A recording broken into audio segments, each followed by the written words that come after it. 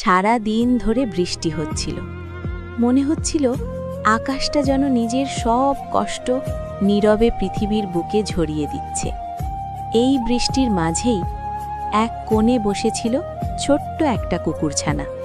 ভেজা গা, কাঁপা শরীর আর ভয়ে ভরা নিষ্পাত চোখ। ঠিক তখনই ছাতা হাতে বাড়ি ফিরছিল এক বুড়ো মানুষ। হঠাৎ তার চোখ পড়ল কুকুরছানাটার দিকে, আর তার পা দুটো আপনা আপনি থেমে গেল। তিনি নিচু হয়ে মৃদু হেসে বললেন, ভয় পাস না রে, বৃষ্টি যেমন থামে, কষ্টও তেমনই একদিন থামে।